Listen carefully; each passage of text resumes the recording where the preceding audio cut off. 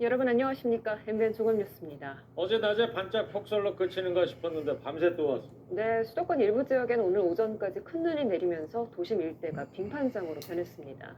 주말에 갑작스레 들이닥친 한파 속에 정전과 동파 사고도 잇따랐습니다. 네, 이제 토요일 성탄절까지 영상권의 맑은 날씨가 이어질 거라고 합니다. 이규현 기자가 전해드립니다. 빙판길에 들어선 운전자들이 속력을 한껏 낮추며 거북이 운행을 이어갑니다. 시민들은 미끄러지지 않으려고 조심하며 젠걸음으로 골목을 빠져나갑니다. 오늘 오전까지 수도권 일부 지역에 폭설이 이어지면서 도심 일대가 하나의 빙판장으로 변했습니다. 밤사이 골목길 곳곳에 내린 눈이 빙판으로 변하면서 시민들이 통행에 불편을 겪었습니다. 지금 아직 제설이 안 된 데가 많아가지고 오늘도 배송하다가 한 2번 정도 넘어진 거예요. 좀 늦게 오다 보니까 또 고객들이 컴플레인도 많고 불편사항이 굉장히 많았습니다. 너무 미끄러워가지고 걷기가 좀 힘들어요.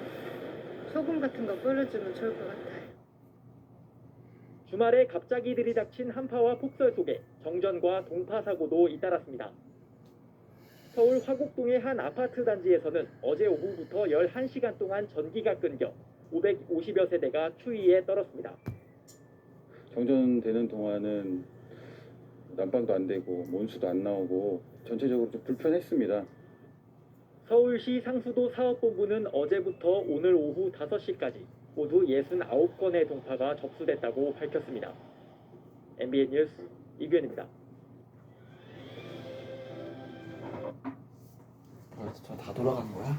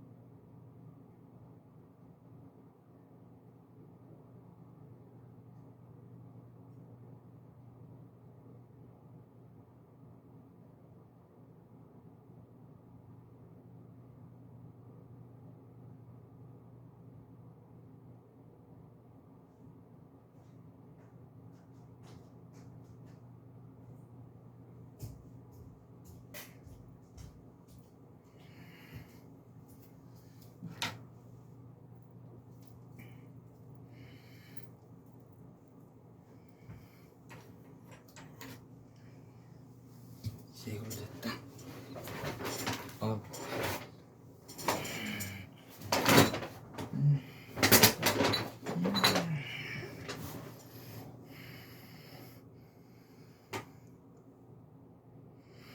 다음 소식입니다. 휴일 사건 사고도 잇따랐습니다. 대규모 아파트 단지에서 한밤중에 정전 사고가 발생했고 상수관이 터져 도로가 차단되기도 했습니다. 신광환 기자입니다. 오늘 오전 2시 30분쯤 광주의 한 아파트 단지에서 변압기 고장으로 인한 정전 사고가 발생했습니다. 한밤중 보일러 가동이 멈추면서 1230가구에 달하는 아파트 주민들이 4시간 동안 추위에 떨어야 했습니다. 광주시 하남산단의 도로가 물바다로 변했습니다. 낡은 수도관이 파열되면서 발생한 사고로 도로에 균열이 발생하면서 차량 통행이 중단되고 있습니다. 오늘 오후 1시쯤 순천시 덕월동 철길 보수공사장에서 56살 이모 씨가 기관차에 치여 병원으로 옮겼지만 숨졌습니다. 오늘 오전 3시쯤 목포시 대양동 앞해대교 인근 도로에서 승용차가 가드레일을 들이받으면서 한 명이 다쳤습니다. 광주 동부경찰서는 초등학교 동창생과 고교생 등을 흉기로 위협한 혐의로 소방공무원인 48살 A씨를 불구속 입건했습니다.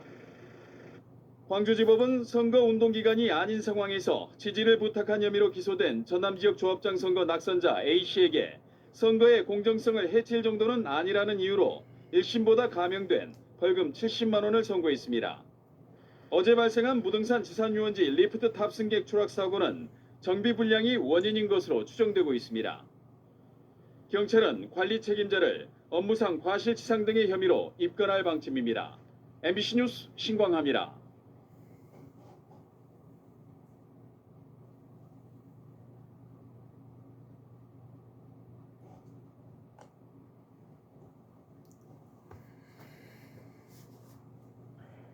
연일 계속되는 폭염 속에서 인천 계양구의 한 아파트 단지 800여 가구의 전기 공급이 끊겼습니다.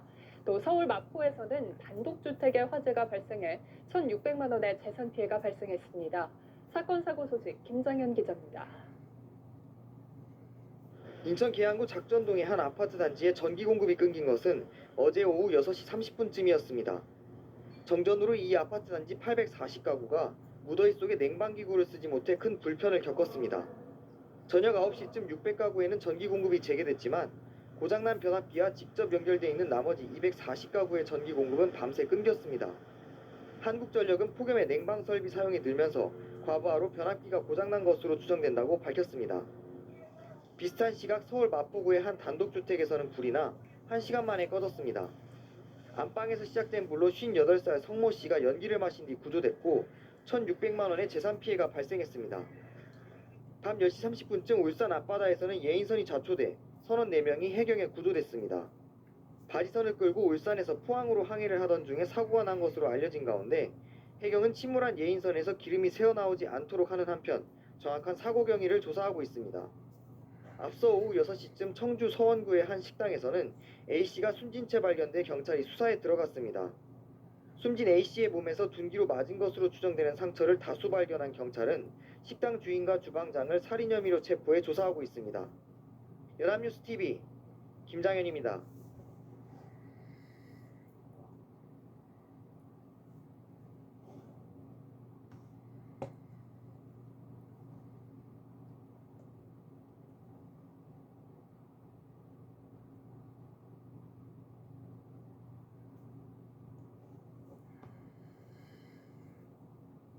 어제 저녁 대구 달성군의 아파트 단지 5곳에서 1시간 40분간 정전이 돼 엘리베이터에 주민 17명이 갇히는 소동이 벌어졌습니다. 또 제주도에서는 승용차가 바다로 추락해 3명이 숨졌습니다.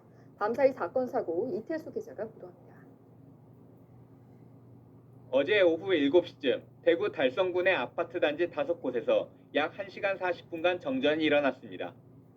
이로 인해 아파트와 상가 곳곳에서 주민 17명이 엘리베이터에 갇혔다가 구조됐습니다. 또 1,800여 가구의 전기 공급이 멈췄고 거리 신호등이 꺼져 시민들이 큰 불편을 겪었습니다. 노란색 어린이집 통학버스가 위태롭게 기울어져 있습니다. 교통사고가 난 건 어제 오후 3시 20분쯤 50살 A씨가 운전하던 화물차가 옆으로 넘어지면서 어린이집 통학버스와 부딪힌 겁니다. 이 사고로 통학버스에 있던 어린이 4명이 타박상을 입어 병원 치료를 받았습니다. 어젯밤 11시 35분쯤 제주시 함덕포구에서 20대 관광객 3명을 태운 승용차가 바다로 추락했습니다. 이 사고로 차에 타고 있던 직장 동료 사이인 고모 씨 등 3명이 숨졌습니다. 2명은 해경에 의해 40여 분 만에 숨진 채로 발견됐고 고 씨는 스스로 헤엄쳐 나오다 구조됐지만 치료 중 끝내 숨졌습니다. 어둠을 뚫고 시뻘건 연기가 솟구쳐 오릅니다. 경기도 평택의 한 재활용 공장에서 불이 난 것은 오늘 새벽 1시 20분쯤. 불은 폐기물 야적장에서 시작돼 공장 3개 동 가운데 2개를 전부 태웠고 또 다른 공장 2개 동을 일부 태웠습니다. 소방당국은 100여 명을 투입해 새벽 5시 5분쯤에야 진화했습니다. 연합뉴스TV 이태수입니다.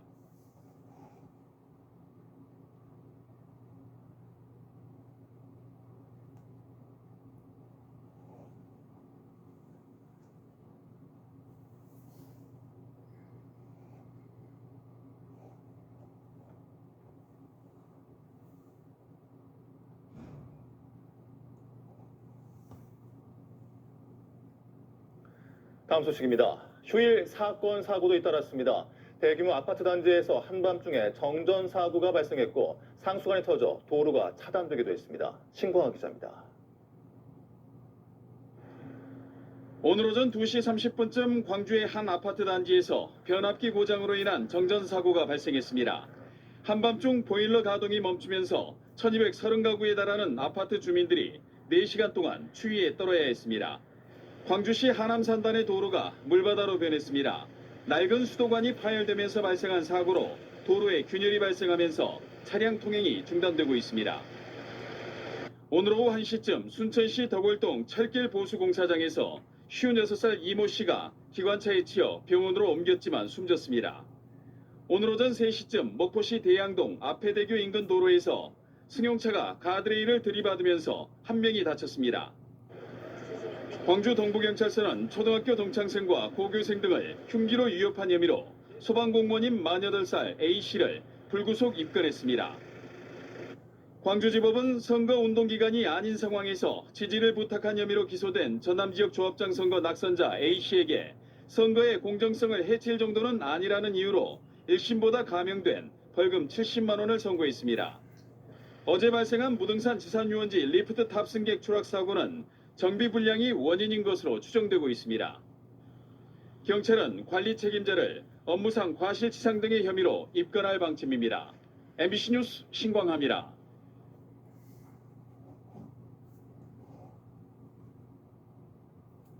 어젯밤 경기도 고양시의 한 아파트 단지에서 정전이 발생해 열대야 속 주민들이 큰 불편을 겪었습니다. 부산에서는 SUV 차량이 인도로 돌진해 한 명이 숨졌습니다. 사건 사고 소식 팽재용 기자입니다.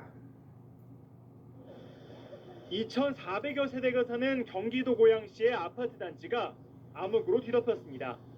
정전이 발생한 것은 어제 오후 8시 40분쯤입니다. 열대야가 기승을 부리는 날씨에 에어컨, 선풍기도 쓸 수 없는 주민들은 뜬 눈으로 밤을 보내야 했습니다. 저녁 먹고 TV 보다가 순식간에 확 나가버렸어요. 정전이 돼버린 거예요. 그래서 바깥을 보니까 우리 이 단지만 싹 깜깜해. 전기는 6시간 정도가 지난 오늘 새벽 3시쯤 복구됐습니다. 한국전력은 아파트 변압기가 노후돼 정전이 발생했다며 변압기를 교체하느라 복구에 시간이 걸렸다고 설명했습니다.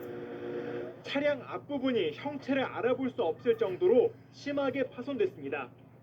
어제 오후 7시쯤 부산 기장군 시상리안 도로에서 달리던 SUV 차량이 중앙선을 넘어 인도로 돌진했습니다. 이 사고로 47살 김모 씨가 차에 치여 숨졌고 운전자 55살 윤모 씨와 동승자 2명이 크게 다쳤습니다. 경찰은 운전자 등을 상대로 정확한 사고 원인을 조사하고 있습니다. 어제 오후 9시쯤 경북 경주시 모아공단에 있는 한 자동차 부품 공장에서 불이 났습니다. 경주 소방서는 관할 소방서 인력 전체가 출동하는 대응 1단계를 발령해 2시간 30분 만에 큰 불길을 잡았습니다. 공장이 샌드위치 패널 구조여서 소방당국은 진화에 어려움을 겪은 것으로 전해졌습니다. 불이 난 회사는 직원이 모두 휴가 중이어서 인명피해는 없는 것으로 알려졌습니다. 연합뉴스TV 팽재용입니다.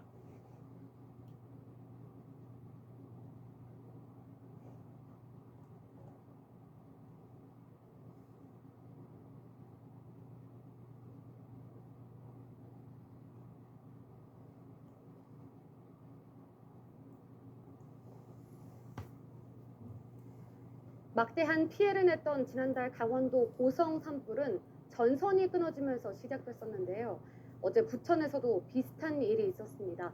불꽃이 사방으로 튀고 일대가 정전됐습니다. 주민들은 전쟁이 난 줄 알았다며 불안해했는데 저희 취재진이 당시 영상을 입수했습니다. 서효정 기자입니다. 전선에서 갑자기 불꽃이 튀어오릅니다. 주변이 보이지 않을 정도로 불꽃이 크게 튀고 불티가 자동차 위로 쏟아져 내립니다. 몇 분 뒤에 옆에 있는 전선에서도 불꽃이 튀더니 불티가 주변을 뒤덮습니다. 경기도 부천의 주택가에서 고압선 2개가 끊어진 건 새벽 5시쯤입니다. 벽을 치는 것처럼 팡! 팡! 소리가 나더라고요. 갑자기 노란빛이 확! 피면서 폭발되면서 완전히 거기 가까이 갈 수 없는 거예요. 황동병인가? 아니면 뭐 전쟁이 일어났나? 이 사고로 161가구가 정전을 겪었습니다. 급하게 복구는 했지만 주민들은 제대로 된 설명도 듣지 못했습니다. 고성 산불도 뭐 제가 알기로는 이제 고압선이 잘못돼서 난 거로 지금 뉴스에 나오고 있는데 대수롭지 않게 생각을 하고 있더라고요. 한전 쪽에서는. 한전은 노끈 같은 이물질이 고압선 줄을 감으면서 전선이 끊어진 것 같다고 설명했습니다. 하지만 노후 전선이었거나 관리가 소홀했을 가능성이 제기됩니다. 끊어진 부분이 두 전선을 이어놓은 부분인데 오랜 시간 마모되면서 약해졌을 수 있다는 겁니다. 이게 굉장히 이례적인 거긴 하죠. 그런 노끈이나 이런 게 감겨가지고 두 선이 이렇게 되는 경우가 거의 없잖아요. 한전은 수거한 전선을 분석해 정확한 원인을 알아보겠다고 밝혔습니다. JTBC 서유정입니다.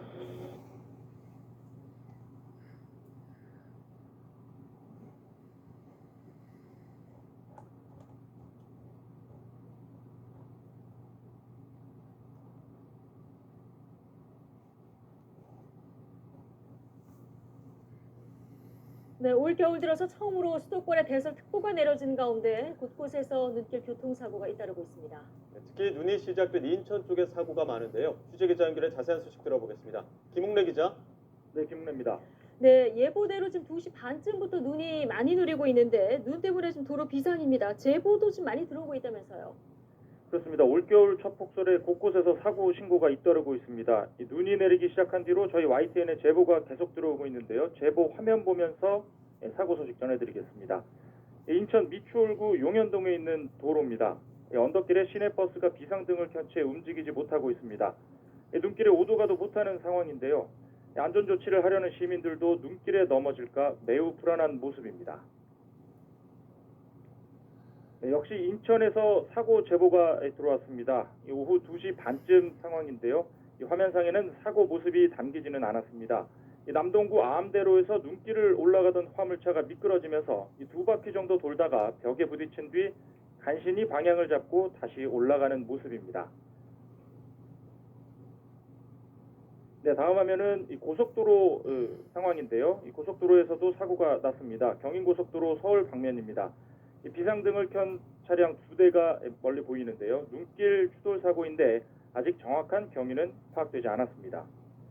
네, 보신 것처럼 인천 지역에 이렇게 사고 신고가 잇따르고 있습니다. 인천 강화군에서만 오후 2시부터 30분 동안 눈길 교통사고 4건이 접수됐는데 2명이 다쳐서 병원으로 옮겨졌습니다.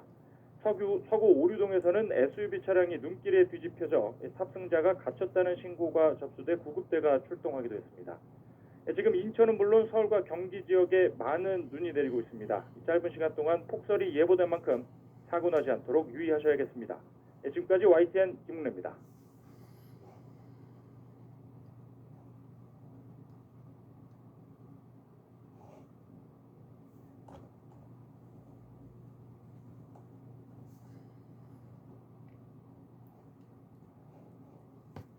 수도권 전역에 한파와 폭설이 몰아닥친 가운데 밤 늦게까지 각종 사고도 잇따랐습니다. 서울의 한 대단지 아파트에서는 정전으로 주민들이 강추위 속 큰 불편을 겪었고 쌓인 눈이 얼어붙으면서 도로 위 차량은 기어가다시피 했습니다. 김대겸 기자의 보도입니다. 서울 강서구 화곡동의 한 대단지 아파트. 단지 전체가 암흑에 휩싸였습니다. 어제 낮 1시쯤 이 아파트 자체 변압 설비가 고장나면서 584세대의 정전이 발생했습니다.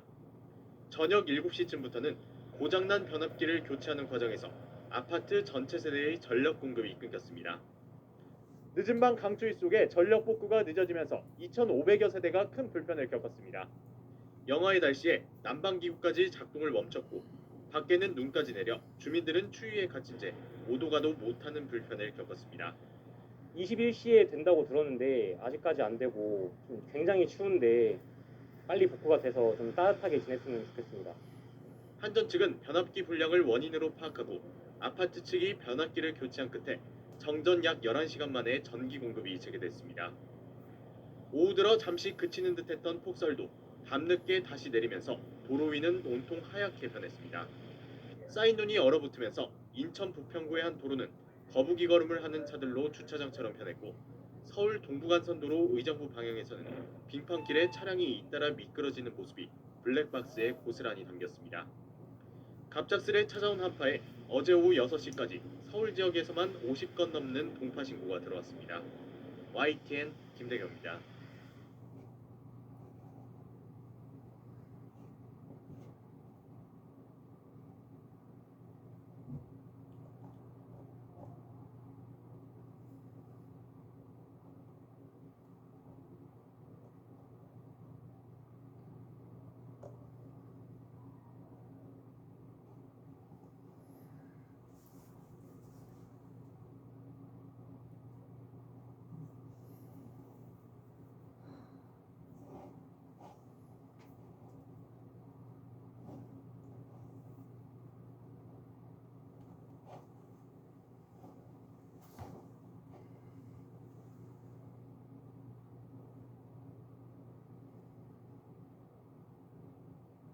지난밤 경기도 평택시의 음식점에서 큰 불이 났습니다. 이 밖에 전국에서 크고 작은 사건 사고가 이어졌습니다.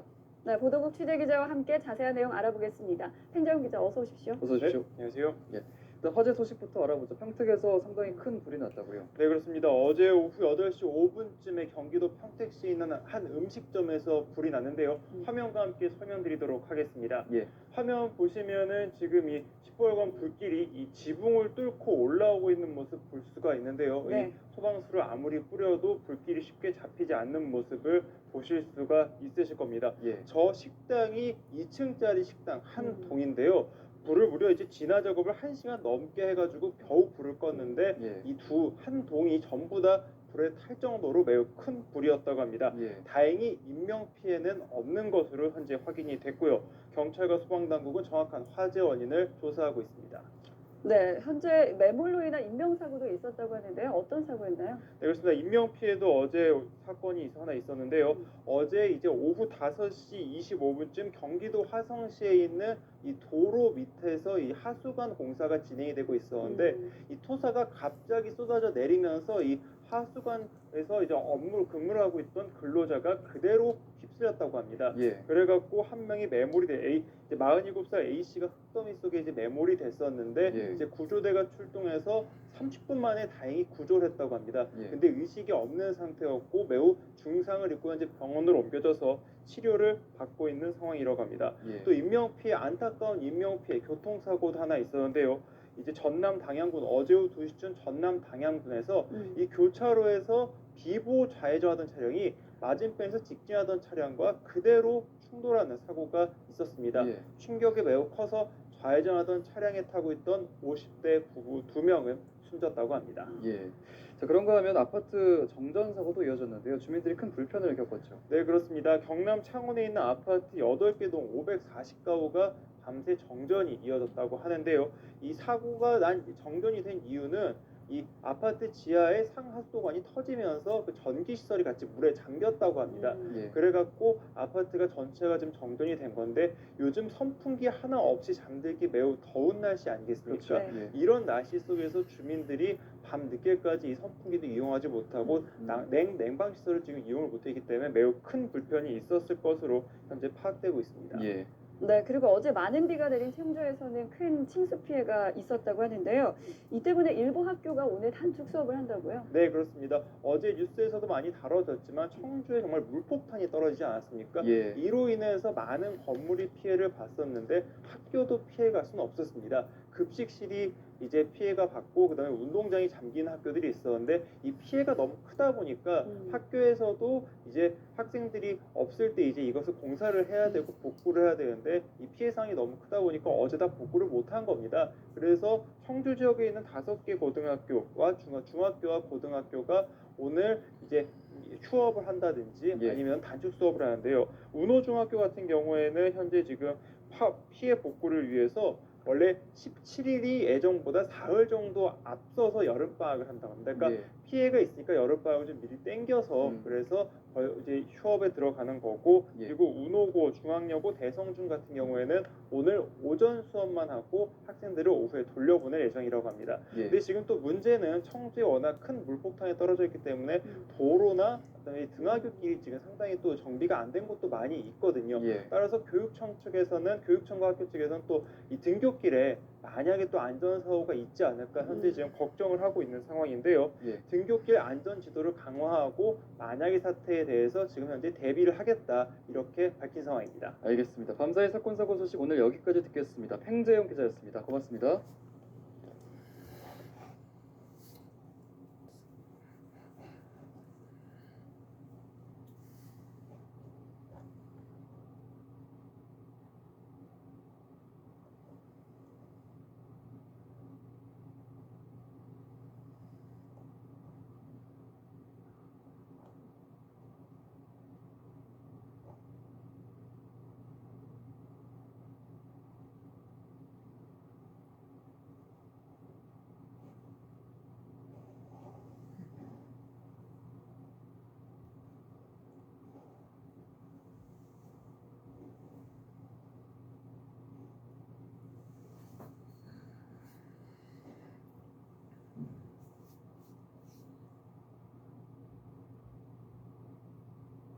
사고 현장입니다. 지금 피가 엄청나게 나고 있습니다. 사고 충격으로 얼굴을 심하게 다친 오토바이 운전자를 구조대원들이 응급조치해 구급차로 옮깁니다. 부산 가야동에서 오토바이와 경차가 부딪힌 건 어제 저녁 6시 40분쯤. 연휴를 앞두고 왕복 2차로 양방향 모두 극심한 정체를 빚던 와중이었습니다.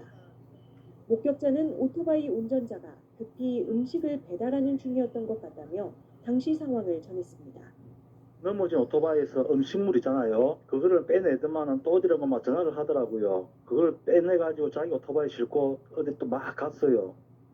택배 운송 차량이 고가도로 교각을 들이받기도 했습니다. 어젯밤 10시 40분쯤 부산 감만동에서 일어난 사고로 운전자가 찌그러진 차체에 끼어 다리를 다쳤습니다. 귀성길 고속도로 화재도 있었습니다. 어젯밤 10시 50분쯤 경부고속도로 부산 방향 신갈정류장 부근에서 35인승 버스를 개조한 캠핑카에 엔진 이상으로 추정되는 불이 났습니다. 운전자가 차량을 갓길로 옮기고 동승자 4명이 모두 대피해 인명피해는 없었지만 사고 처리 여파로 일대 3km 구간에 심한 정체가 빚어졌습니다. 회동동에서는 택시기사가 기어를 잘못 놓고 내리다가 급하게 엑셀을 밟는 바람에 지나가던 시민을 치고 전신주를 들이받았습니다. 경남 진주시에서는 어제 낮 한 아파트 단지 8개 동 전체가 정전돼 1,300여 세대가 10시간 넘게 불편을 겪었습니다. 경기도 남양주시 와부 덕소리에서도 어젯밤 차량 한 대가 전신주를 들이받는 사고로 일대 마을이 정전돼 새벽까지 어둠에 잠겨 있었습니다. YTN 나연수입니다.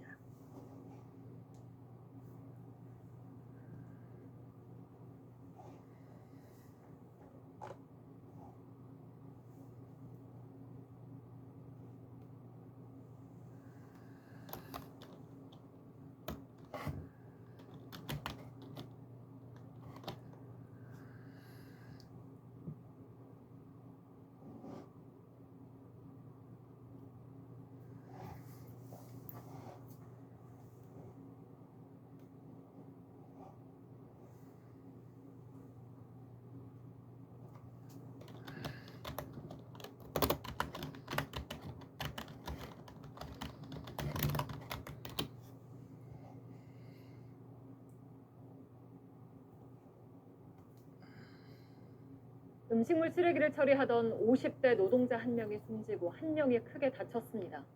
지독한 유독가스가 뿜어져 나오는 깊이 3m의 음식물 쓰레기 저장소에 빠지면서 발생한 일입니다. 자세한 내용 구석찬 기자가 전하겠습니다. 음식물 쓰레기 저장소 옆으로 5톤 트럭 한 대가 서 있습니다. 트럭에 실린 쓰레기를 삽으로 긁어내던 운반업체 직원 50대 A씨. 갑자기 중심을 잃고 미끄러지면서 저장소 안으로 떨어집니다. 잠시 자리를 비웠던 동료 B씨가 뒤늦게 A씨를 발견해 구하려 했지만 본인도 빠지고 말았습니다. 출동한 소방대원이 구조에 나섭니다. 올려주세요.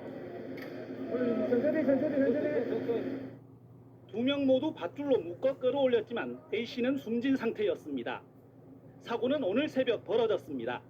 기도 흡입성 질식해가지고 그럴 거예요. 음식물 기도로 흡입이 돼갖고 질식이 안 됐네. 죽은 가까스로 목숨을 건진 B씨는 유독가스에 의식을 잃고 빠졌던 것으로 추정됩니다. 사고가 난 음식물 쓰레기 저장소는 3m 깊이였는데 악취가 상당히 심한 장소로 확인됐습니다. 음식물 부패한 가스가 많이 발생해가지고 충분히 질식할 수 있는 상황이었습니다. 바로 공기업기랑 안전장구를 착용하고 들어갔거든요.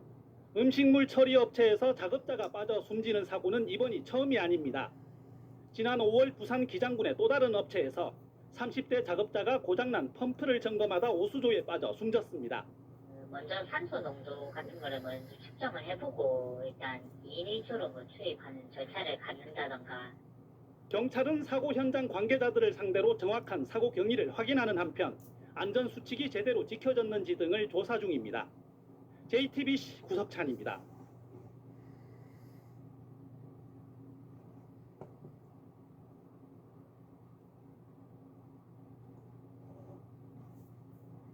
경기도 시흥의 한 아파트에서 두 딸이 60대 부모의 시신과 함께 살고 있던 사실이 확인돼 경찰이 수사에 나섰다는 소식을 전해드렸죠. 이 가족은 퇴직한 아버지 연금으로 어렵게 생활을 하면서 1년 넘게 관리비조차 밀려왔던 것으로 확인됐습니다. 이미 3주 전부터 악취가 난다는 주민들의 민원도 있었습니다. 정혜인 기자가 취재했습니다. 60대 부부가 숨진 채 발견된 경기도 시흥의 아파트. 이미 3주 전인 지난 1일 이 집에서 이상한 냄새가 난다는 민원이 아파트 측에 접수됐습니다. 관계자가 확인하러 찾아갔더니 자매 중 동생이 문을 살짝만 열고 아무 문제가 없다고 둘러댔습니다. 전에 냄새가 난다 그래가지고 장독대를 치워서 냄새가 났었는데 지금은 안 난다. 시신을 처음 발견한 경매 집행관은 집에 들어서자 이미 시신이 부패해 냄새가 심했다고 합니다. 통상 절차대로 그냥 열어줬습니다. 아무렇지 않게요? 네네네. 숨진 부부 중 남편이 정년퇴직한 뒤 가족은 모두 직업이 없었고 2019년부터 1년 반 넘게 관리비 300만 원도 밀렸습니다. 영감을 회사장에 정년퇴직했다고 국민연금 타고 얻어갖고 먹고 산다고 하더라고. 또 아파트를 담보로 빌린 대출금 5천만 원을 못 갚아 집은 경매로 넘어간 상태였습니다. 아파트 측도 이들의 형편이 어려운 사정을 알고 가스와 수도를 끊지 못했습니다. 경찰은 부모의 시신과 함께 살아온 자매를 조사한 결과 아버지가 먼저 숨지고 이후 어머니가 숨졌다는 진술을 확보했습니다. 자매는 임시로 지자체가 마련한 원룸에서 머물고 있는데 말이 어눌하고 의사소통이 원활하지 않아 경찰이 조사에 애를 먹고 있는 것으로 전해졌습니다. MBC 뉴스 정혜인입니다.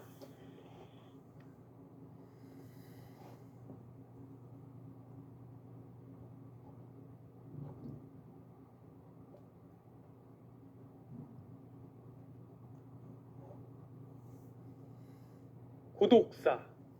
사람들과 단절된 채 홀로 세상과 이별하는, 그리고 그 사실조차 아무도 모르는 쓸쓸한 죽음을 말합니다.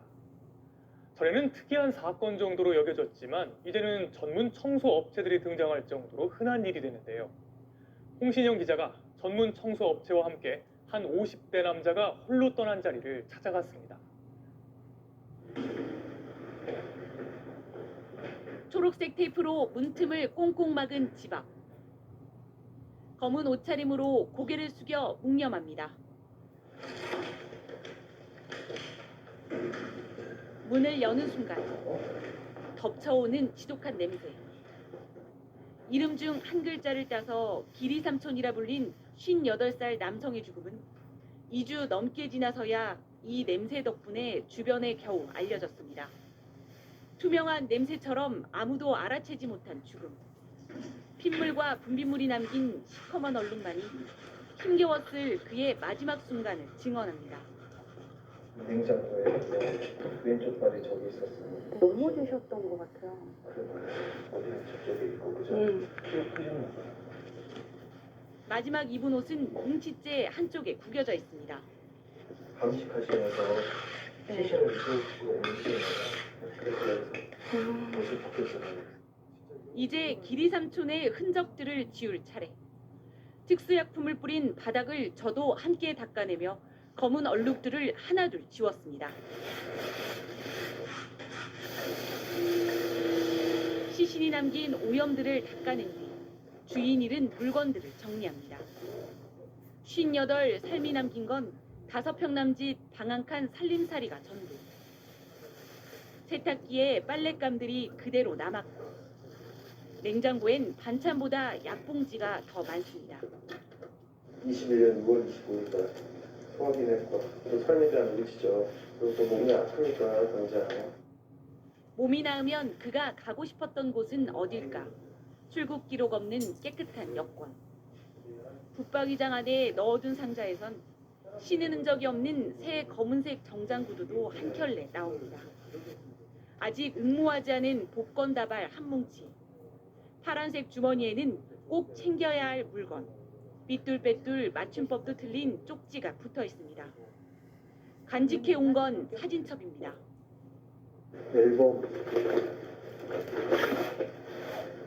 앨범이네.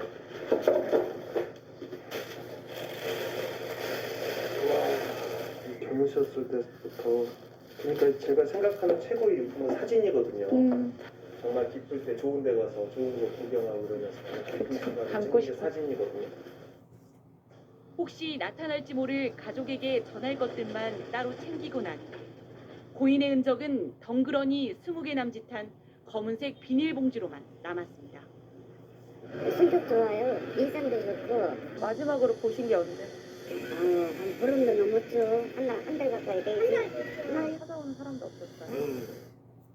국내 고독사가 얼마나 되는지는 아직 정확한 통계조차 없습니다. 올해 4월에서야 관련 법이 통과되면서 실태 조사가 시작됐습니다.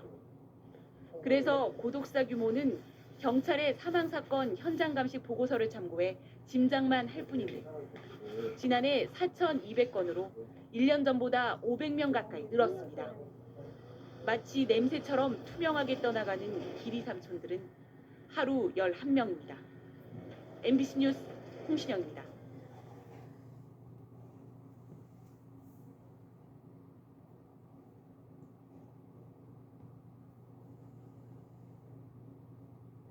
대형 축사가 새로 들어서거나 인접한 지역의 경우 악취로 인한 갈등이 빈번한데요. 올해부터는 축산 퇴비 악취 저감 등을 위한 검사도 강화됐죠. 자치단체도 악취 저감을 위해 다양한 설비를 지원하고 있습니다. 이만영 기자입니다. 청주의 한 소사육 농가입니다. 축사 한쪽에 공기 압축기가 설치되어 있습니다. 퇴비장 바닥에 공기를 주입하는 장치입니다. 공기를 충분히 공급해 퇴비를 발효시키면 유해 해충 등이 사라지고 무엇보다 악취가 크게 줄게 됩니다. 시간이 많이 걸리고 자리도 많이 차지를 하죠. 지금은 좀 퇴비가 발효가 되다 보니까 가라앉다 보니까 양도 줄고. 기존에는 쌓아둔 퇴비가 혐기성, 즉 공기가 부족한 상태에서 퇴비화가 진행돼 악취와 각종 민원의 원인이 됐기 때문입니다. 더욱이 올해부터 퇴비 부숙도 검사가 의무화돼 청주 등 충북 지역 5개 축산 농가에 시범 보급됐습니다. 안정된 부숙된 퇴비를 토양에 살포함으로 인해 가지고 아모니아가스 발생이 방지될 수 있습니다. 악취 발생을 실시간으로 확인할 수도 있습니다.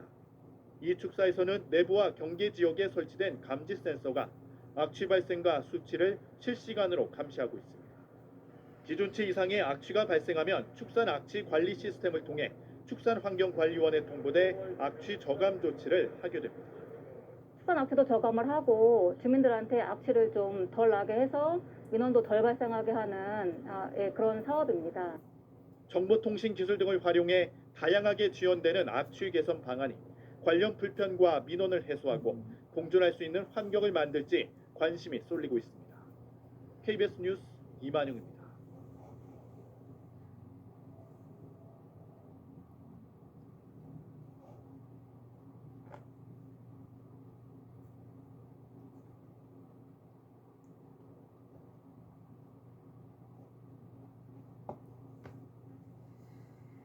경기도 용인시는 대표적인 도농 복합 도시로 아직도 일부 지역에선 가축 분뇨 악취 등으로 인한 생활 민원이 끊이질 않고 있는데요.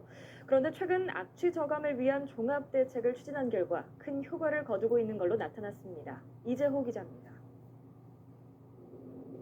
경기도 용인시 처인구 백안면의 한 축분 비료 공장입니다. 수만 톤의 가축 분뇨를 다루다 보니 이로 인한 악취로 주민 민원이 끊이질 않았습니다. 하지만 올해부터 악취로 인한 민원이 크게 줄었습니다. 냄새가 밖으로 나가지 못하도록 공기를 정화하는 악취 제거제를 자동 살포하고 있기 때문입니다.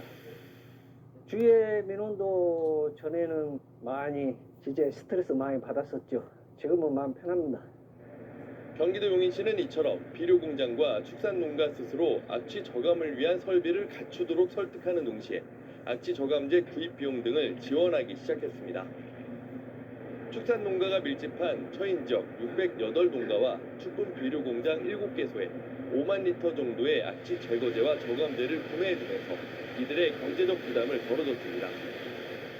특히 농가 등과 매월 간담회를 개최해 이들의 요구사항을 바로바로 행정에 접목시키면서 악취로 인한 민원은 지난해보다 70% 정도가 감소했습니다. 시와 농가가 적극적으로 협력해서 큰 결실을 얻어냈습니다.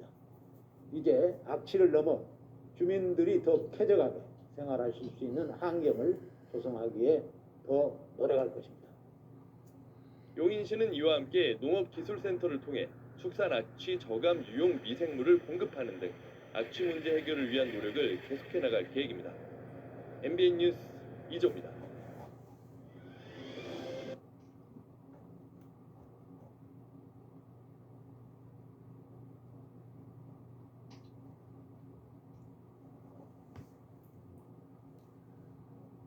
수돗물에서 기름 냄새가 난다는 악취 민원이 전남 화순에서 잇따르고 있습니다.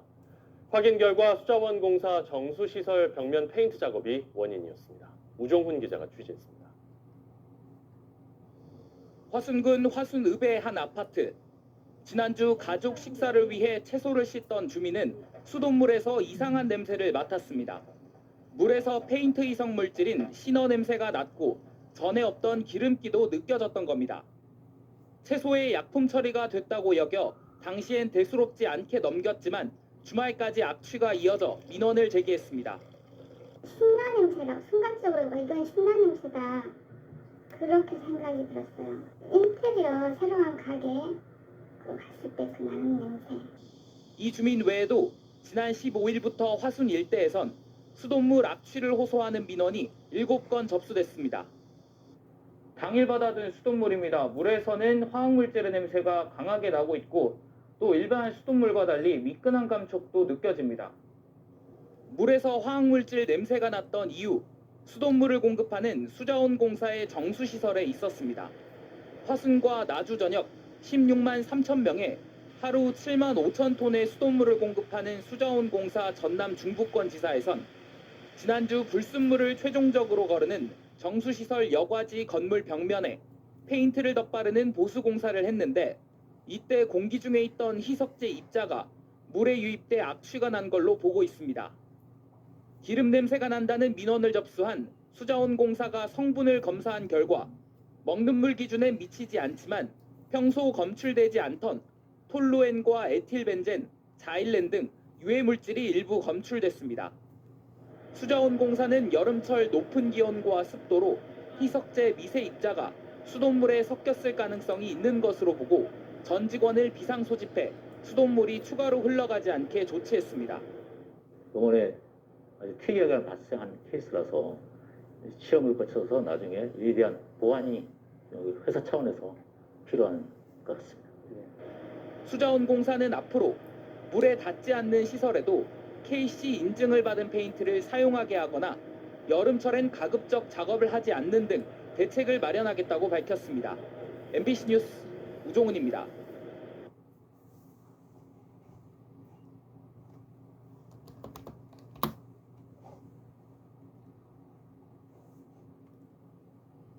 여름은 더위 때문에 쓰레기에서 나는 악취가 유난히 심해지는 계절인데요.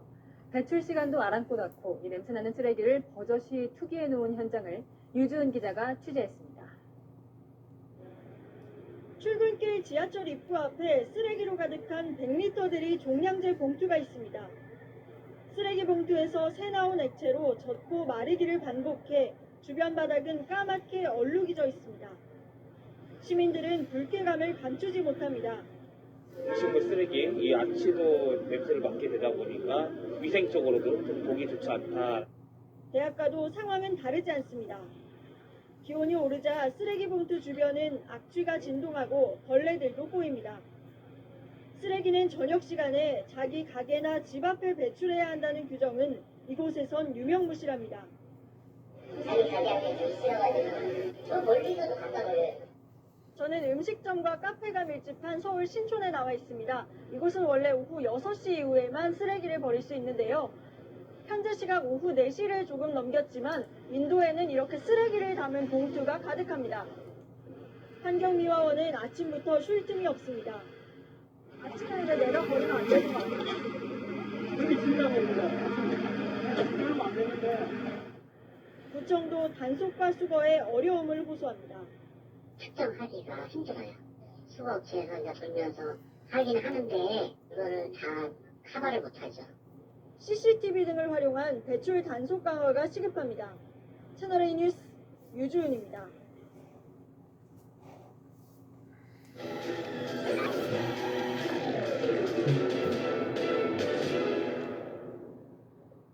종량제 봉투에 담지 않고 무단으로 쓰레기를 버리면 아예 수거를 안 해가는 지자체가 있습니다. 온갖 방법을 다 써봐도 도무지 달라지질 않으니까 내놓은 극약 처방입니다. 그래도 여전히 버리는 사람 따로, 이걸 막아보겠다는 사람 따로 신경전이 석 달째 이어지고 있습니다. 밀착 카메라 송광균 기자입니다. 원룸 50세대가 살고 있는 건물인데요. 간밤에 내린 눈으로 이렇게 입구부터 눈이 가득 쌓였습니다. 하지만 한꺼풀 드러내보면 모두 쓰레기입니다. 원룸촌 골목으로 들어가자 건물마다 쌓인 쓰레기 더미가 모습을 드러냅니다. 전기밥솥과 밥이 나뒹굴기도 하고 어른 키만큼 쓰레기가 쌓이기도 했습니다. 모두 종량제 봉투 대신 일반 봉지에 담아 무단으로 버렸던 쓰레기들입니다. 무단 투기된 쓰레기에는 어떤 것들이 들어있을까요? 이렇게 음식물부터 시작해서요. 담배도 보이고요. 그리고 이건 기저귀로 보이는데요. 아기용 라지 사이즈 기저귀도 있습니다. 오산시가 쓰레기와의 전쟁을 선언하면서 수거를 거부한 지 석 달째. 잠시 환기라도 하려면 사방에서 풍겨오는 악취를 감수해야 합니다. 환기를 시켜야 뭐 빨래도 마르고 할 텐데 쓰레기 냄새 때문에 창문도 제대로 못 열고 사니까. 함부로 버리다 적발되면 과태료가 나온다는 현수막이 곳곳에 걸려있지만 소용이 없습니다. 이 골목에는요, 이렇게 전봇대에 CCTV를 달아놓고 CCTV 작동 중이라는 멘트와 함께 CCTV 녹화 중입니다. 이곳에는 쓰레기를 버릴 수 없다는 안내방송이 나오는데요. 사람들은 맞은편에 저렇게 무단 투기 쓰레기들을 쌓아놨습니다. 무단 투기는 주로 인적이 드문 새벽에 이미 남들이 버려놓은 장소에서 이뤄집니다. 여기서 계속 이제 머무는 사람들이 아니라 한 달 살다 가거나 그다음에 서로 그 돈도 아까울 수도 있고 그게 귀찮을 수도 있는 거죠. 쓰레기들이 방치되면서 주민과 지역 상인들의 피해가 늘고 있지만 해결책이 없습니다. 어린이 공원 바깥에 있는 날카로운 유리 조각이나 인도 한쪽을 차지한 먼지 낀 매트리스 모두 보름 넘게 자리를 지키고 있습니다. 반복된 민원에도 시는 요지부동입니다. 장난 아니었어요. 그게 2달도 넘게 쌓였어요. 그때서부터 안 치워가는 거였어. 이게 1년에 한 번씩 그랬는데 지금 올해는 진짜 대단히 시에서 무단 투기가 늘어난 또 다른 이유도 있었습니다. 올해부터 종량제 봉투 가격이 인상됐는데 오산시 산하의 시설관리공단이 사재기가 우려된다는 이유로 지난해 12월부터 보름 동안 대형마트의 종량제 봉투 공급을 중단한 겁니다. 쓰레기 더미에 유독 마트 봉투가 많이 보이는 것도 이 때문이었습니다. 딱 봉투를 묶어버리면 그 손님들은 결과적으로 쓰레기 봉투 써야 되는데 없으니까 그냥 일반 봉투, 우리 그 쇼핑 봉투라든가 아무 봉투에다 담아서 그냥 버리는 거죠. 오산시는 이번 정책이 종량제 봉투 가격 인상과는 별개로 진행됐다고 밝혔습니다. 또 일부 부작용이 있지만 212곳에 달하던 무단 투기 거점 지역도 32곳으로 줄었다는 입장입니다. 결국 잠깐 부작용이 있을 뿐이라는 겁니다. 그런 민원이 들어오면은 저희는 그 민원이 최대한 사실 수 있는 가까운 곳에 있는 그 그 지점을 알려드리거든요. 오산시에 앞서 같은 정책을 펼친 곳을 가봤습니다. 주민 80%가 대선을 체감했다는 경기도 시흥시나 2주 만에 가시적인 효과가 나타나다는 경기도 광주시에서도 무단 투기 쓰레기는 눈에 띕니다. 무단 투기 쓰레기와 전쟁을 벌인 지자체들은요, 이후 함부로 버려지는 쓰레기가 줄었다고 주장하지만 실제로 다시 찾은 현장은 여전히 그대로였습니다. 일방적으로 방치하는 방법 대신 적극적인 안내와 소통이 필요한 것 아닐까요? 1차 카메라 손광균입니다.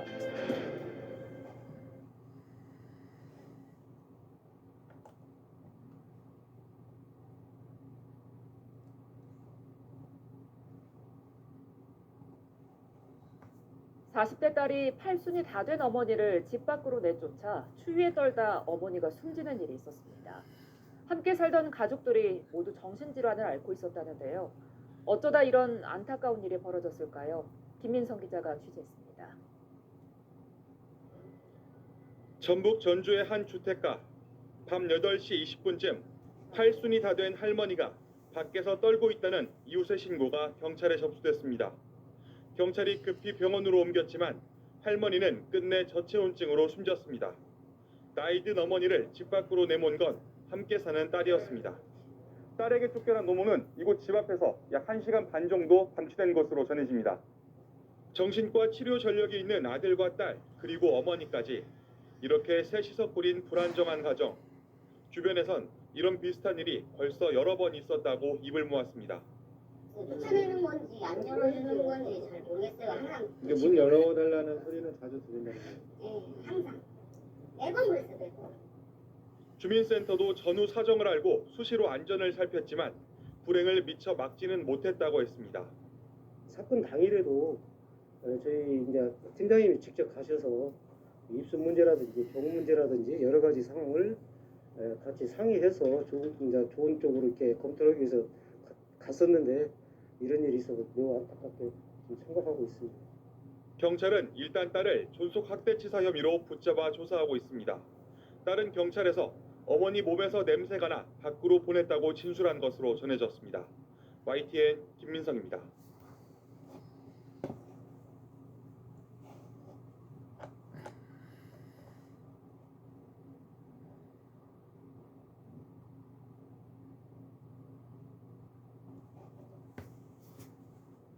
층간소음이 아니라 담배 연기 때문에 이웃 간에 큰 다툼이 벌어졌습니다.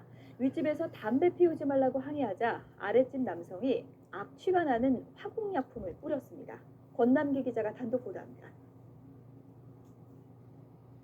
컴컴한 밤 한 남성이 손에 무언가를 들고 아파트 입구를 오갑니다. 경기도 평택의 아파트 1층에 사는 35살 이모 씨로 잠시 뒤 윗집인 2층에 참기 힘든 역겨운 냄새가 나기 시작했습니다. 그날부터 해서 연휴 끝나고 나서까지 한 5일 정도 저희 집에 못 들어가셨어요. 사람이 살 수 없는 그 냄새 때문에. 냄새의 정체는 소독약이나 제초제 등으로 쓰이는 크레솔이라는 화공약품이었습니다. 이 씨가 이 약품을 분무기에 담아 2층 베란다와 열린 창문 사이로 뿌린 겁니다. 지독한 냄새가 나는 이 액체를 윗집에 뿌린 데는 담배 연기를 둘러싼 갈등이 있었습니다. 다툼은 수개월 동안 계속됐습니다. 1층에 사는 이 씨가 자신의 집에서 담배를 피우자 10살 아이가 있는 2층 가족이 항의하면서 싸움이 잦았습니다. 특히 이 씨가 담배를 피울 때 윗집에서 청소한다며 물을 뿌리면서 갈등이 더욱 커졌습니다. 여러 번에 신고가 됐었다고 하더라고요, 서로가. 위에서 뿌린 물 때문에 이제 젖으니까 자기가 화가 나가지고.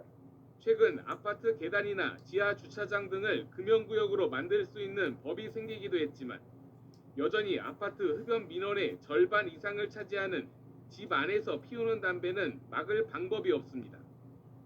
정부는 아파트 관리 주체에게 실내 흡연 중단을 요청하고 조사할 수 있는 권한을 주는 방안을 검토하고 있습니다. 아래층에서 직접 항의를 하게 되면 문제가 발생하지 않습니까? 아파트 내에 자체위원회를 구성해서 세대 내가 강제로 하고 그런 내용은 아니죠. 하지만 개인의 사적 공간인 집안에서 피우는 담배를 얼마나 막을 수 있을지는 아직 미지수입니다. YTN 권남기입니다.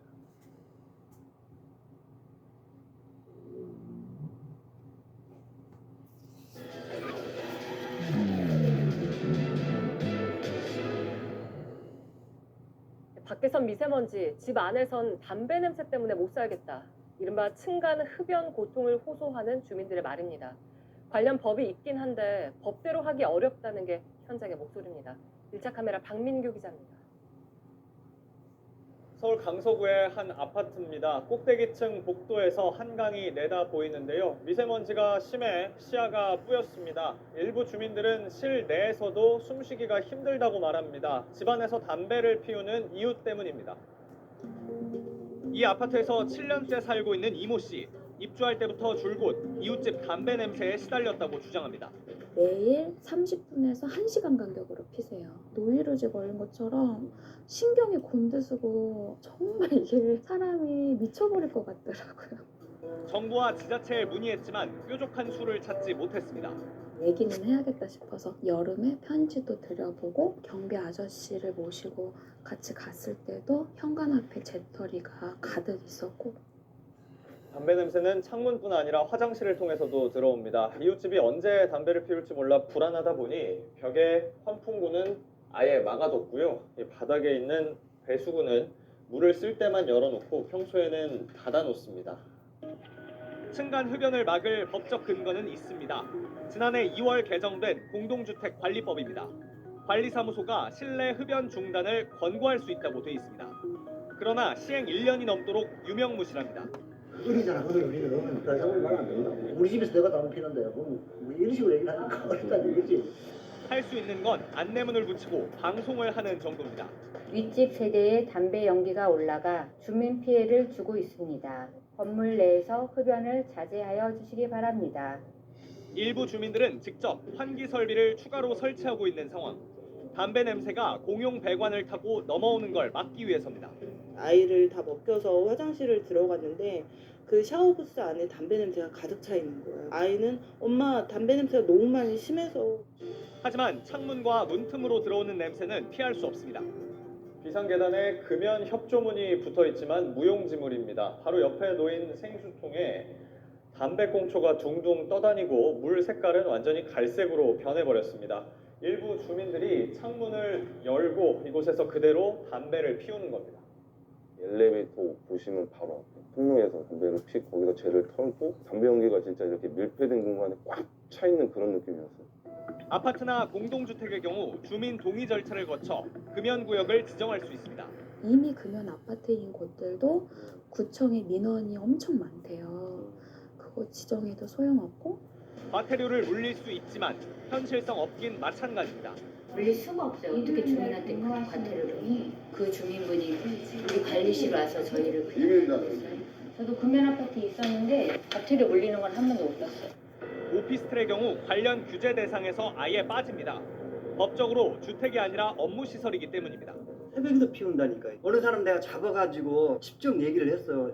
피우면 안 됩니다. 담배 안 폈다고 닭바로 우리가 감히 내미죠. 건물 밖 흡연 공간은 외면을 받습니다. 사람 본 적이 없어요 여기서. 다들 이해로 피나 봐요. 여기서 안 피고 여기 답답하잖아요. 오피스텔을 포함한 집안 흡연을 막기 위한 논의가 필요하다는 지적입니다. 자기 집에서 담배를 피우는 게 현행법상 불법은 아닙니다. 이를 법으로 제한하는 건 지나치다는 목소리도 있습니다. 하지만 법으로 해결하기에 앞서 상대에게 피해를 주지 않는 최소한의 기준은 지켜야겠습니다. 1차 카메라 박민규입니다.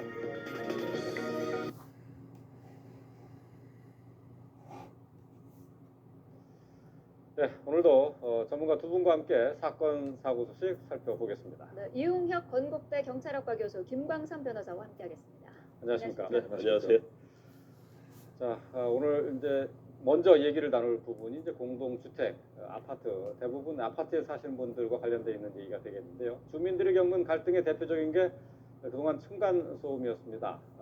뭐 살인 사건으로까지 번지기도 했는데 또 다른 갈등 문제로 흡연 문제가 있습니다. 공동주택관리법 개정으로 어제 공포가 됐는데 흡연도 이제 관리를 받게 됩니다. 먼저 실태는 어느 정도인지 좀 살펴보도록 하죠. 네, 우리가 알고 있는 바는 이제 이웃 간의 그 분쟁이 그 층간 소음이 더 많을 거로 생각했는데 실제 그 구체적인 실태 조사가 한 번 있었습니다. 그 통계를 보면은 층간 소음이 약 2년간 517건이 발생했는데 이것보다 1.5배 더 많이 사실은 층간 흡연으로 인한 다툼이 726건이었다. 그러니까 실상으로 상당히 그 많이 빈발하고 있다고 봐야 될 것 같고요. 네. 또 다른 실태 조사에 의하면 약 그 2,600가구를 대상으로 해서 이 층간 흡연에 인한 그 피해에 대한 그 응답을 파악을 했는데 무려 그 74%가 간접 흡연에 의한 피해에 대해서 상당 부분 호소를 하고 있다.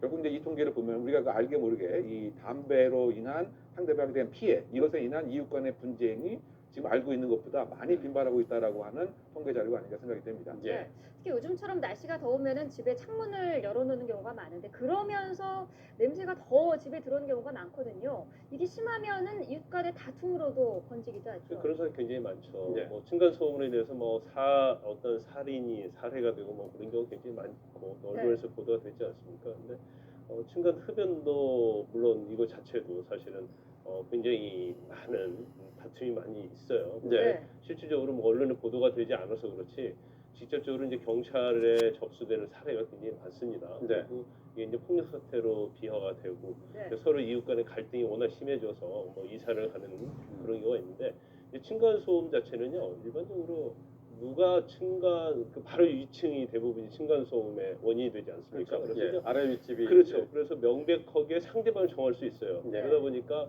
실질적으로 이게 반복이 됐을 때 구체적으로 어떤 다툼과 폭력 사태로 벌어지는 게 굉장히 많지만 이 담배 흡연으로 인한 간접 피해 자체는 사실 대부분이 밑에서 올라오는 거거든요. 그러니까 아래에서 올라올 때도 있고 위에서 내려올 때도 있는 거 아닌가요? 근데 위에서 내려오기는 그렇게 많지는 않죠. 그래요? 왜냐하면 일반적으로 담배 연기가 이제 휘발성이 있기 때문에 위로 올라가는 올라가네. 경우가 많이 있죠. 그래서 특히 지금 아파트의 베란다, 계단, 복도 이런 공용 구역에서는 뭐 금지로 돼 있지만 본인의 어떤 화장실 아니면 이제 베란다에서 피는 것 자체는 지금 뭐 처벌할 수 있는 규정이 없거든요.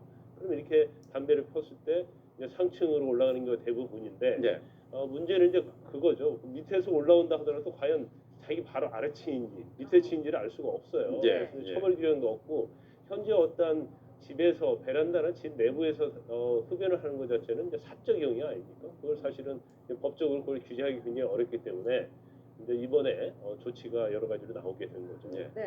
베란다뿐만 아니라 이제 그 아파트 이제 각 가정마다 있는 화장실에서도 그 환기구를 통해서도 그렇게 잘 올라오더라고요. 그렇죠. 화장실이 그 소위 말해서 위하고 바로 연결될 수가 있기 때문에 말이죠. 그것이 이제 담배의 그 진원지다 이렇게 그 예상할 수가 있지만 정말 그런지는 또 모르는 거죠. 옆에 있는 화장실일 수도 있고요. 그러다 보니까 지금 그 정부에서 이 대책을 내놨지만 상당히 논란이 될 수 있는 것이 일단은 이제 그 흡연자 입장에서는 그 내 집에서 내 화장실 안에서 담배 좀 피는데 뭐가 문제냐? 이 사적 공간에서 뭐 그러면 뭐 김치찌개나 된장찌개도 못 이러는 거 아니냐? 이런 사실 반발이 있죠. 근데 반면에 이제 또 이 비흡연자 입장에서는 이것은 정말 중요한 사생활의 침해다라고 얘기를 하지만 지금 우리가 이야기 나눈 것처럼 정말 진원지가 어딘지를 파악하기도 어려울 뿐더러 이것에 대한 해결의 그 주체를 그 경비원 아저씨들에게 부과를 했습니다. 어떻게 본다면 신고가 접수가 되게 되면 경비원들이 출동을 하셔서 일단은 이 집안에 들어가야 되죠. 동의를 구해서 들어가야 되는데 과연 제대로 들어갈 수가 있겠느냐 이런 것이 문제가 있고요. 그 다음에 담배를 폈는지의 사실 확인도 이 경비원들이 해야 되는데 과연 현실적으로 가능하겠느냐? 그리고 그 다음에 이제 공고를 합니다. 그래서 사실은 이 공고라고 하는 것은 특별한 강제적이 있는 것도 아니고 과태료 부과도 아니고 그냥 말만 하는 것뿐인데 오히려 경비원들과 이 입주민들에 대한 소위 흡연자들에 대한 또 갑질과 관련된 이런 분쟁 사례의 발생 가능성 뭐 이런 것 때문에 과연 정부 대책이 내놓긴 했지만 실효성이 있겠느냐에 있어서는 현재 논란이 있는 상태가 아닌가 이렇게 생각이 됩니다. 말씀하신 것처럼 그동안 이제 그 아파트 층간 흡연과 관련한 문제에 대해서 이를 막을 방법이 마땅히 없었는데요. 관리사무소가 이제 이웃 간 갈등을 조율할 수 있는 법적 근거가 마련이 됐습니다. 먼저 관련된 내용을 들어보고 다시 오겠습니다. 관리주체라는 제3자를 통해 층간흡연 관련 민원이 해소될 수 있도록 법적 근거를 둠으로써 실내 간접 흡연에 대해 보다 실효적으로 계도하고 홍보할 수 있도록 뭐 들으신 것처럼 권고사항이고 실내 흡연을 했다고 해서 말씀하신 것처럼 처벌할 근거가 일단 없는 거잖아요. 근데 이제 중요한 부분이 이거예요. 이제 흡연자하고 비흡연자 어떤 간접 흡연에서 피해가 발생했을 때 서로 이제 충돌할 거 아닙니까? 그러면 사실 사실 이게 법적으로 가기도 굉장히 어려운 부분이 있거든요. 예. 그러면 중재자의 역할을 할 수 있는 것이 바로 아파트 관리 주체가 돼야 된다는 거죠. 예, 예. 아파트 관리 주체는 결과적으로 아파트 입주자 대표 회의가 되는 거 아니겠습니까? 그래서 중재자가 끼어들 수 있는, 중재할 수 있는 이제 법적 근거를 마련했다는 의미에서 굉장히 중요하다고 봅니다. 그래서 일단 흡연에 대해서 이제 금지를 중단할 것을 요구할 수도 있고, 예. 물론 또 권고할 수 있는 거 아니겠습니까? 그런데 만약 이전에 이러한 어떤 법적인 제도가 없으면 경비원이랄지 다른 어떤 아파트 관리 주체가 끼어들면 당신이 뭔데 여기에 끼어들냐. 제3자가 그렇죠. 끼어들 여지가 없는 거죠. 그렇죠. 예, 거기에 대해서 지금까지는. 굉장히 오히려 반발이 있을 수 있지만 예. 이 부분에 대해서 이제 이 중재할 수 있는 그런 제도를 마련했다고 볼 수 있고요. 이제 무엇보다 좋은 것은 제가 볼 때는 자율적 규제라고 봅니다. 그래서 아파트 관리 주체가 중재를 할 수 있다는 이야기는 그냥 관리 주체로서 자율적인 그런 걸 유도할 수 있다는 거예요. 그래서 예. 일단 뭐 권고를 할 수 있고 강제는 할 수 없지만 지금 저 제도의 취지는 교육을 또 실시할 수 있다는 거예요. 예. 그래서 이런 예. 경우로 인해서 흡연의 피해자가 발생할 수 있기 때문에 아파트 주민들이 굉장히 주의를 당부할 수 있고요. 그다음에 또 자치적으로 조직을 만들 수 있어요. 흡연과 관련된. 예. 그렇기 때문에 우리가 지금 아파트에 있으면 뭐 방송이 나오지 않습니까? 그래서 흡연을 가는 부분 방송이 계속 나오고 그것은 또 아파트 관리 주체 내 자치조직에서 하게 되면 결과적으로 자율적 서로 규제가 이루어질 수 있다는 거죠. 그래서 네. 이것에 굉장히 큰 의미가 있지 않나 싶습니다. 근데 말씀하신 대로 강제성도 없고요. 사실상 중재의 역할이기 때문에 어떻게 보면은 관리사무소 입장에서는 좀 부담이 될 수 있을 것 같아요. 그렇죠. 어떻게 보면 업무 부담이 더 가중될 수도 있고 지금 그 경비원들의 뭐 여러 가지 그 열악한 뭐 상황이라든가 또는 그 일부 아파트에서 경비원들에 대한 뭐 편익견적인 그 태도 뭐 이런 것들 감안했을 때 중재가 과연 실효성이 있겠느냐. 중재라고 하는 것도 일정한 강제력이 하나의 그 담보가 된 상태에서 네. 나름대로 그 상호간의 의사를 조정하는 이와 같은 힘이 생기는 것인데 그런 거 없이 덜컹 그 법안에 중재할 수 있는 권한만 있다고 해서 실제 중재가 가능하겠느냐?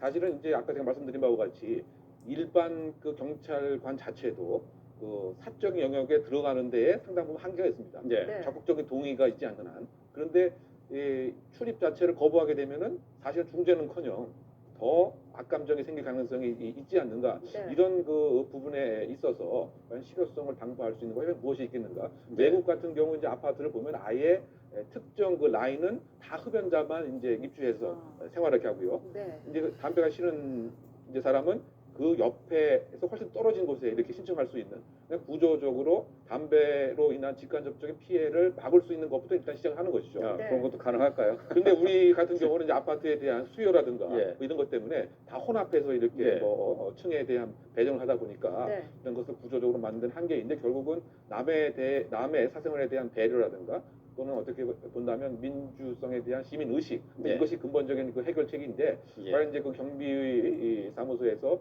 이런 것까지 과연 감당이 되겠느냐 이것이 예. 가능하기 위해서는 이른바 자발적으로 동의를 하고 그야말로 이 의미 자체를 경비 아저씨들에게 심어주는 예. 의미를 더 부여해주는 이런 그 시민 협조가 관건이 되지 않겠습니까? 예. 그것은 자. 법적으로 가기 전에 어떤 자율적 규제라고 보면 될 것 같아요. 예, 예. 그래서 자율적 그렇죠. 규제를 했는데 안 되는 경우에서는 이제 법적으로 갈 가능성이 크거든요. 네. 근데 그 다음에 이제 또 아주 어떤 민법이나 형법적인 차원을 떠나서 그 전에 환경분쟁조정위원회라는 제도가 있습니다. 그래서 그 조정을 신청을 하게 되면 거기에서 층간소음이랄지 흡연과 관련된 그런 피해 사례를 접수받아서 피해 보상액을 정하고요. 또 어떻게 보면 권고하고 조정하는 기능이 있거든요. 네. 근데 만약에 그게 정말 안 된다.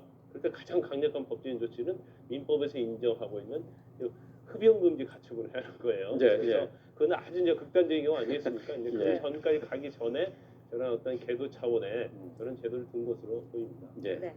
흡연 금지 가처분 뭐 처음 듣는 얘기이긴 한데요. 이 어쨌든 이 흡연 문제를 법적으로 조율할 근거가 마련이 됐습니다. 공동주택관리법이 공포가 됐고 6개월 뒤 그러니까 내년 2월부터 시행이 되는데요. 글쎄 자기 집에서 담배도 함부로 마음대로 못 피느냐 뭐 그런 얘기도 나올 수 있겠습니다만은 담배를 못 피우는 사람들의 입장에서는 이 흡연이 상당히 괴로운 문제거든요. 시민 의식과 또 양식에 맡겨보도록 하겠습니다. 네.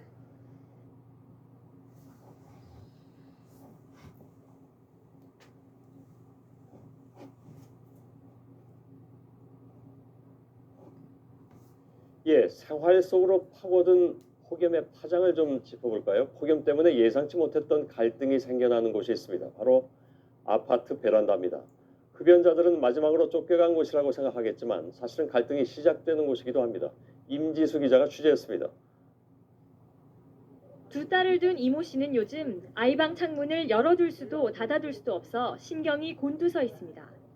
아래층 담배 연기가 그대로 날아들기 때문입니다.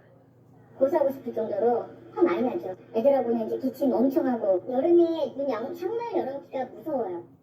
이 씨처럼 주변의 흡연 때문에 느끼는 고통은 날이 더워질수록 더욱 심해집니다. 베란다에선 담배를 피지 말라고 방송한 경비원에게 흡연자 주민이 인분을 던지는 사건도 있었습니다. 또 2달 전 경기도 한 아파트에선 아래층 베란다로 담배꽁초가 떨어져 널어놨던 이불이 불타는 사고가 났습니다. 다음 달부턴 주민 절반 이상이 찬성하면 아파트에 금연구역을 지정하는 법까지 시행됩니다. 하지만 이 법에서도 베란다나 화장실 등 사적인 공간에서의 흡연은 규제 대상이 아닙니다. 아파트 흡연 피해의 80% 이상이 사적 공간에서 피운 담배 때문이어서 실효성 논란이 제기됩니다. 흡연자들은 흡연권을 주장합니다. 세금을 더 많이 내고 있는데도 불구하고 내 집 안에서도 피기가 힘들어지고 밖에 나가서도 피기가 힘들어지죠. 그렇기 때문에 상대적인 박탈감과 소외감에 특히 금연구역은 늘어나는데 흡연구역이 제대로 마련되지 않는다는 겁니다. 하지만 흡연 부스를 설치해놔도 여름철엔 외면해버리는 이들이 많습니다. 에어컨이 이래 가동이 안 되니까 굉장히 답답하고 환기가 잘 안 돼요. 불쾌지수가 치솟는 여름철. 이웃을 좀 더 배려하는 자세가 흡연 갈등을 줄이는 지름길입니다. JTBC 임지수입니다.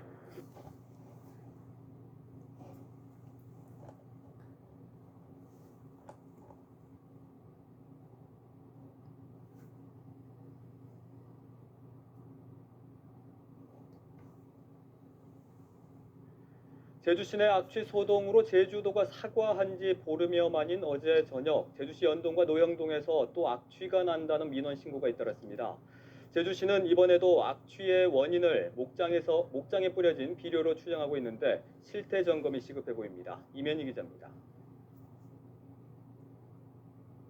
어제 저녁 제주시 연동과 노영동 일대에 악취 민원이 빗발쳤습니다. 제주시에만 10여 건, 지역 인터넷 카페와 SNS 등에서도 악취를 호소하는 글들이 쏟아졌습니다.